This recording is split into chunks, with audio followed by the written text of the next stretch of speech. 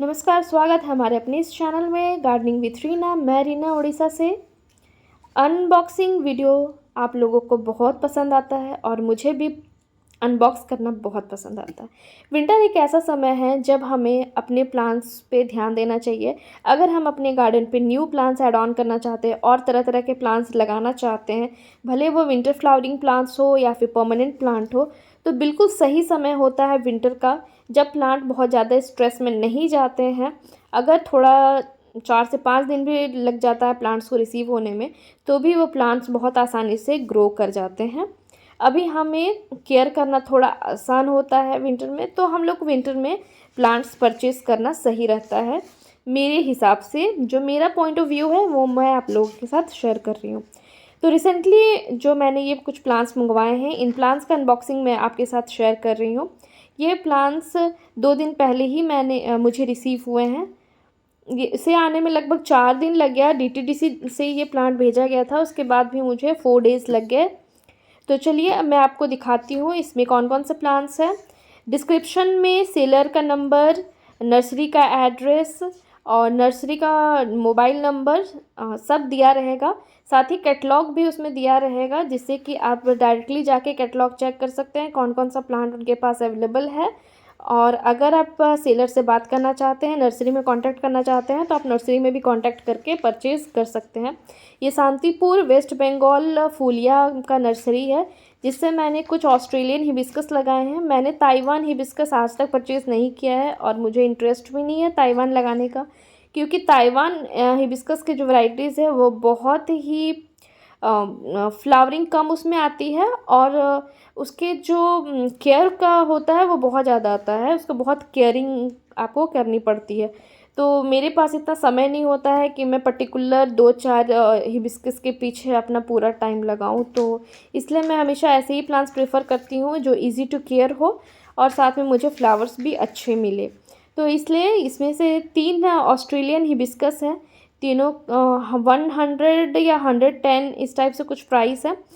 और तीनों की इमेज मैं 1 बाय 1 करके इसमें आपको दिखा दूँगी कौन कौन से मैंने परचेज़ किया है, कौन कौन सा इसमें प्लांट है। आईडी भी इसमें लिखा हुआ है कौन कौन सा है। साथ ही एक कमेलिया का प्लांट है। कमेलिया भी विंटर फ्लावरिंग प्लांट है। जहाँ पे ठंड ज़्यादा होती है और विल्डेंट सॉइल होते हैं, वहाँ पे ये बहुत ही प्लांट अच्छे से होता है। मैंने फ़र्स्ट टाइम ये प्लांट मैं लगाई हूँ और फर्स्ट टाइम एक्सपीरियंस मेरा कैसा रहेगा, मैं तो इसके लिए कैसा पॉटिंग सॉइल यूज़ करूँगी वो वीडियो के आगे मैं आपको बता दूँगी। और जैसा एक्सपीरियंस रहेगा वो मैं आज तो रिपोर्टिंग होगा, उसके बाद 1 महीने 2 महीने के बाद भी मैं आपके साथ शेयर करते रहूँगी कि मेरा एक्सपीरियंस कैसा रहा कमेलिया के साथ। कमेलिया मेरा बचेगा नहीं बचेगा, समर यहाँ का टॉलरेट करेगा या नहीं करेगा, जो भी रहेगा मैं आपके साथ शेयर करते रहूँगी। जरबेरा जरबेरा मेरे पास सिर्फ एक ही वैरायटी है, वो भी देसी का है, जो फ्लावरिंग बहुत ही अच्छे से देता है। तो ये एक हाइब्रिड जरबेरा है वो, जिसके फ्लावर्स के साइज़ बड़े होते हैं। ये डुअल शेडेड है, वाइट एंड पिंक कलर का जरबेरा। और ये प्लांट ऐसे मिट्टी के साथ उन्होंने भेजा है और मिट्टी में अच्छे से वो जो चिकनी मिट्टी होती है, वही चिकनी मिट्टी का इस्तेमाल है। तो इसमें कुछ पत्ते डैमेज थे, उसमें फंगस लगा हुआ था, तो वो सब को जब भी आप प्लांट्स परचेज़ करते हो और जब उसमें दिखता है कि उसमें थोड़ी सी प्रॉब्लम आ गई है, तो मैं तो रिकमेंड करती हूँ कि आपको अगर ऐसे कुछ प्रॉब्लम हो जाए तो उसके जो डैमेज लीव्स होते हैं उनको सबसे पहले रिमूव कर दें, नहीं तो फिर परेशानी बढ़ सकती है, क्योंकि फंगस एक से दूसरे में जा सकता है। ये ऑस्ट्रेलियन हिबिस्कस आप देख रहे हैं, ये सब ग्राफ्टेड है। इसमें जो ग्राफ्टेड पोर्शन है वो आपको देख लीजिए, यहाँ से ग्राफ्टिंग की गई है। नीचे में मोस्टली देसी प्लांट होता है, उसके ऊपर आपको कोई हाइब्रिड वैरायटी जैसे ताइवान या फिर ऑस्ट्रेलियन, ये सब वैरायटीज़ को अलग ग्राफ्ट किया जाता है। इसका कोड देखिए A35 लिखा हुआ है इसमें। फ्लावर भी इमेज मैंने साइड में लगा दिया है, जिससे कि आपको पता चले कि कौन सा कलर का हिबिस्कस है। A35 आप देख सकते हो, उसके ऊपर ग्राफ्टिंग के पोर्शन के ऊपर का जो प्लांट का लेंथ है, उससे आप पता लगा सकते हैं कि वो प्लांट कितना मैच्योर और कितना पुराना है। जैसे कि ये ग्राफ्टिंग पोर्शन यहाँ है और उसके ऊपर लगभग 1 फीट का प्लांट है। इसके ऊपर 1 फीट जैसा आप देख सकते हैं वो पूरी उसकी ब्रांच हो गई है। इसका मतलब ये है कि ये प्लांट लगभग साल 1.5 साल जैसा तो होगा ही। और इसकी आप मोटाई भी देख सकते हैं और जो ग्राफ्टिंग एरिया से भी पता चलता है कि वो कितना मैच्योर है और कितना पुराना है प्लांट। और जितना पुराना होगा उतना अच्छा होता है, वो जल्दी आपका फ्लावरिंग देना स्टार्ट कर देता है। तो ये सभी कमेलिया के सभी के प्राइसेस मैं आपको ये डिस्क्रिप्शन में भी दे दूँगी, साथ ही यहाँ स्क्रीन पे भी आपको शो होगा सभी के प्राइसेस। ये देख लीजिए, सभी जो प्लांट है, जो भी हिबिस्कस के प्लांट्स हैं और या फिर जो कमेलिया के प्लांट्स हैं, वो सभी प्लांट्स तो मुझे बहुत ही अच्छे लगे, क्योंकि प्लांट्स की जो लेंथ है, जो प्लांट की एज है, जो ग्राफ्टिंग है, वो सब बहुत ही अच्छी है। तो एक और बात ध्यान रखना है, जब भी हम प्लांट को लगाते हैं तो ग्राफ्टिंग पोर्शन तक मिट्टी नहीं देते हैं। ग्राफ्टिंग पोर्शन को ऊपर रख के उसके नीचे ग्राफ्टिंग पोर्शन को मिट्टी के अंदर नहीं दबाते हैं।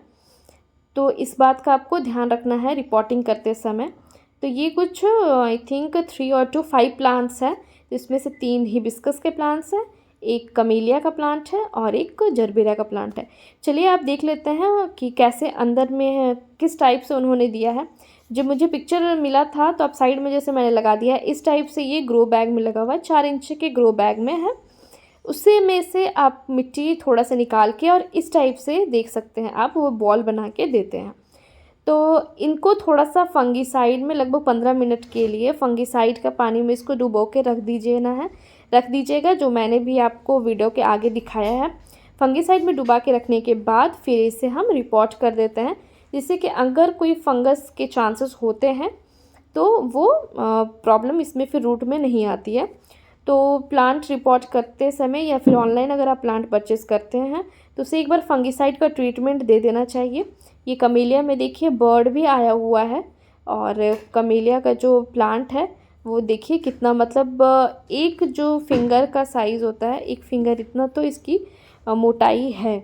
और इसके भी जो बॉल है वो वैसी बॉल्स बने हुए हैं। बहुत ज़्यादा ग्रो बैग के साथ तो उन्होंने नहीं दिया है, पर वो उसमें से लगभग आधी मिट्टी निकाल के जो रूट बॉल्स है वो एक मुट्ठी इतना जैसा दिया हुआ है। तो ये था प्लांट्स। अब चलिए इसमें से मैं आपको जरबेरा और जो कमेलिया का प्लांट है इसको मैं अलग पॉटिंग मिक्स लगाऊंगी, क्योंकि इसके लिए पॉटिंग मिक्स मुझे चाहिए बिल्कुल वेल ड्रेन। बिल्कुल इसमें मैं सॉइल का इस्तेमाल नहीं करने वाली हूँ। इसमें सैंड होगा, कंपोस्ट होगा, और साथ ही मैं थोड़ा सा इस्तेमाल करूँगी नीम खली का, जिससे कि ये जो सॉइल मीडिया है वो हेल्दी रहे, उसमें कुछ इंसेक्ट्स या बैक्टीरिया ना हो। नीम खली के साथ साथ मैं उसमें थोड़ा सा सिंडर भी मिक्स कर दूँगी। ये देख लीजिए, इसमें 50% सैंड और 50% पहले मैंने कंपोस्ट ले लिया था। बाद में लगभग 1 हैंडफुल जैसा 4 इंची पॉट के लिए मैंने सिंडर ले लिया, और अब 3-4 चम्मच जैसा नीम खली भी मैंने ले लिया है। सभी को अच्छे से मिक्स कर लेंगे।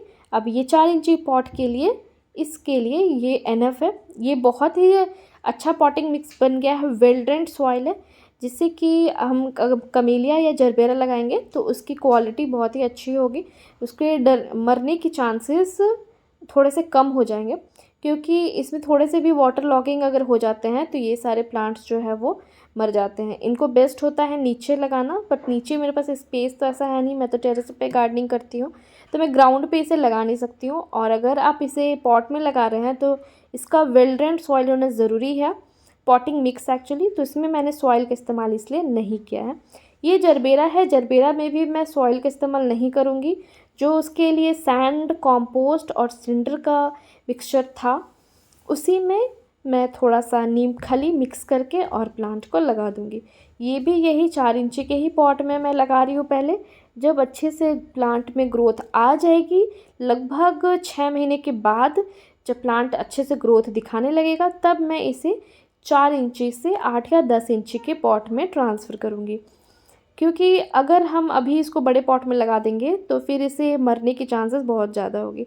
ये देख लीजिए, इसमें 2 प्लांट है, आप देख रहे हैं, एक मदर प्लांट है, साथ में एक बेबी प्लांट भी इसमें साइड से निकलने लगे हैं। तो ऐसे हेल्दी प्लांट्स के चांसेस आपके मरने के थोड़े कम होते हैं। रिपोर्टिंग के बाद मैं इसे अभी शाम को मैं रिपोर्ट कर रही हूँ, लगभग अभी 4 बज रहे हैं, तो मैं अभी इसे बाहर ही छोड़ दूँगी शाम के टाइम पे।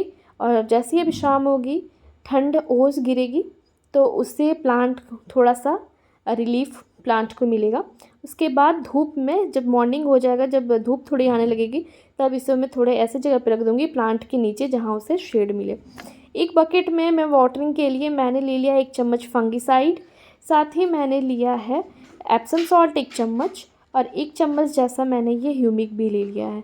तीनों को मिक्स करके और लगभग मैं 100 ml जैसा पानी उसमें दे दूँगी, क्योंकि पॉट छोटा है, तो छोटे पॉट में फ़र्स्ट टाइम जो वाटरिंग करेंगे, तो फ़र्स्ट टाइम पे पूरा अच्छे से वाटरिंग करनी है, जिससे कि पानी बाहर निकल जाए। फ़र्स्ट टाइम जब हम वाटरिंग करते हैं तो पानी को बाहर निकलना देने चाहिए। अब मैंने बाहर छोड़ दिया, और ये जो सॉल्यूशन मैंने बचाया है, अब इसमें मैं हिबिस्कस को डाल दूँगी लगभग 15 मिनट के लिए। उसके बाद इसे भी रिपोर्ट कर दूँगी। जैसे मैं बाकी पॉटिंग मिक्स हिबिस्कस का बनाती हूँ, वैसे ही इसका भी बना के रिपोर्ट कर दूँगी। अगर आपने मेरा हिबिस्कस का वीडियो नहीं देखा है तो डिस्क्रिप्शन में मैं डाल दूँगी, आप प्लीज़ चेक कर लीजिएगा। अगर वीडियो में बने हैं तो सब्सक्राइब कर